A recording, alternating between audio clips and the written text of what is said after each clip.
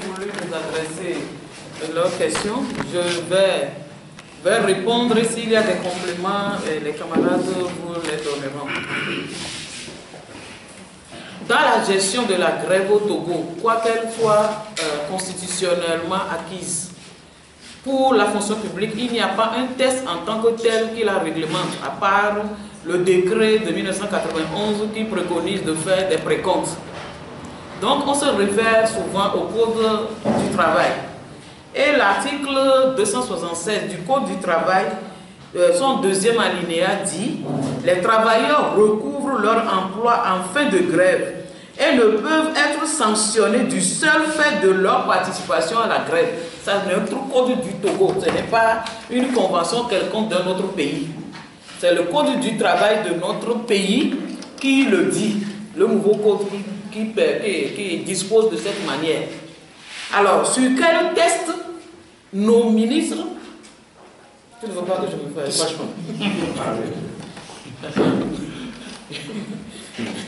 On ne veut pas que je me fasse, alors je me calme. Sur quel test nos ministres se basent pour prendre de telles dispositions?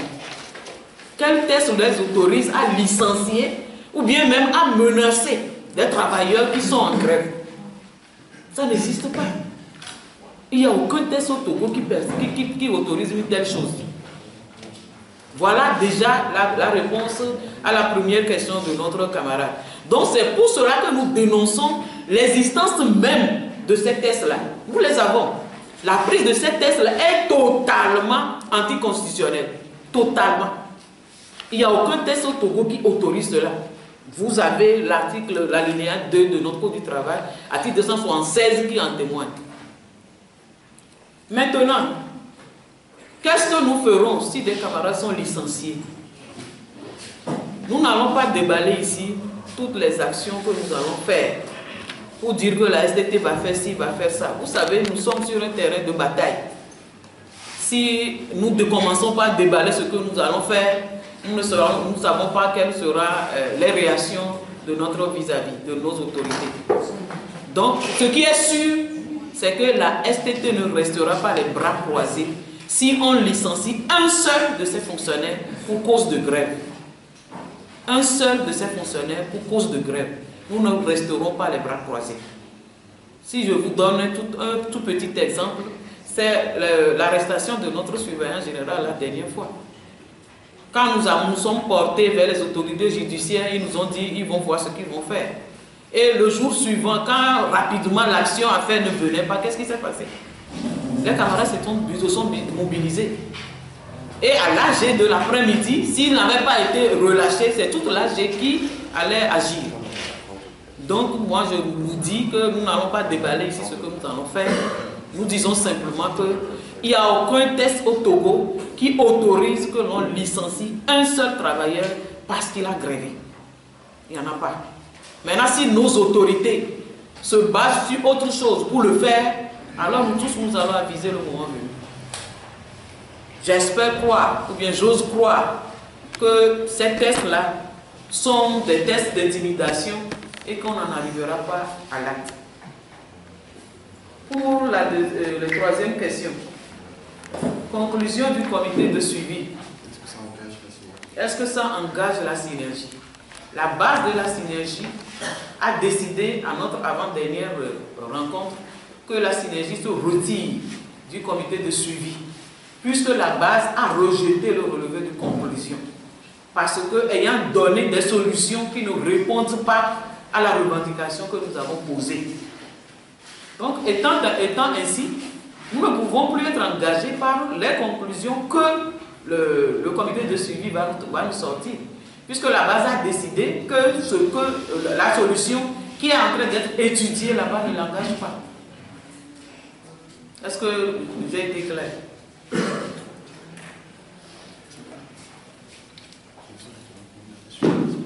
Et un autre demande qui n'a pas suivi les 280 points est que le gouvernement aurait démontré que ça ne repose sur rien. Sincèrement, chers journalistes, vous êtes des travailleurs comme nous. Est-ce que pour revaloriser un salaire, pour demander une augmentation de salaire, il faut le reposer sur quelque chose autre que le coût de la vie? Est-ce qu'il faut le reposer sur quelque chose autre que sur le coût de la vie? Comment vous le faites vous-même chez vous? Vous ne faites rien.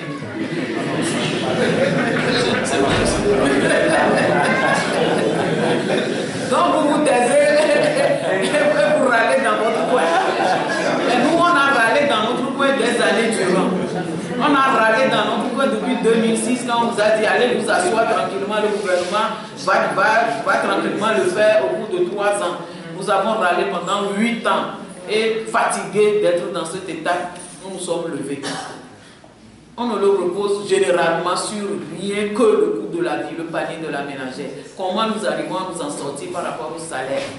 Et ça, ce n'est plus à démontrer aujourd'hui dans cette conférence de presse que nous avons des problèmes de pouvoir d'achat dans la fonction publique. On ne va plus aller dans tous ces détails. Pratiquement toutes les études au Togo l'ont démontré à souhait. Toutes les études au Togo l'ont démontré à souhait. Maintenant, venons-en au redressement.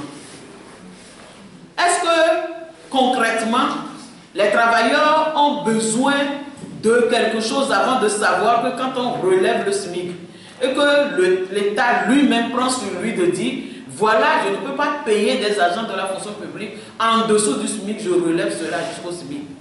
Au même moment que d'autres étaient au montant déjà fixé quand on a relevé. Et que ceux qui ont été relevés sont venus rattraper ceux qui étaient déjà à ce montant-là. Est-ce qu'on a besoin de quelque chose avant de dire donnez-nous tel point pour pouvoir redresser la grille? Ça, c'est une autre question.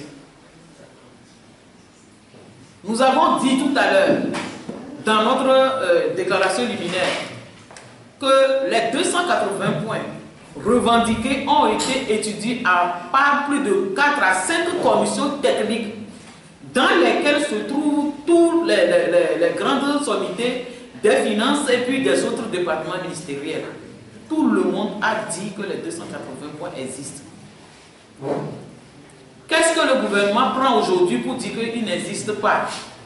Ils disent que parce que le SMIC, quand elle a été appliquée dans la fonction publique, est partie de 20 000 parce que le plus bas salaire qui existait était de 20 000. C'est parti de là-bas vers 35 000, donc la différence fait 15 000 au lieu de 30 000 que représentent les 280 points. Donc s'il en est ainsi, ce n'est pas 280 points que nous devons demander, mais 140. Dans un premier temps, eux-mêmes, ils ont reconnu cela. Ça veut dire qu'il y a redressement à faire. Que le redressement existe. Et même, ces 140 points ont été évalués à la séance où ils en parlaient. Ont été évalués, on a demandé aux techniciens qui étaient là d'évaluer, ils ont été évalués séance tenante. Et quelques temps après, le gouvernement redemande, est-ce que les 280 points au jour d'aujourd'hui où on a intégré les 20-30 000 existent encore dans la grille? Nous leur répondons, bien sûr qu'il existe encore dans la grille. Pourquoi vous dites ça? Dites qu'on n'a qu'à voir si nous voyons la différence entre les écarts des catégories, c'est rétabli par rapport à ce qui existait. Par rapport à cette réaction. 1. Nous n'avons pas demandé le redressement aujourd'hui. Nous l'avons demandé depuis 2013. Ce n'est pas parce qu'une mesure pour satisfaire une autre revendication est venue que le redressement a disparu. Vous-même, selon vous, comment vous voyez la chose? Vous demandez deux choses différentes et on vous donne une en entendant. Et le lendemain, on vous dit, bon, ce qu'on vous a déjà donné là satisfait votre deuxième préoccupation. Vous êtes des journalistes, faites l'analyse. Nous ne voulons pas épiloguer. Faites vous-même l'analyse. On peut continuer?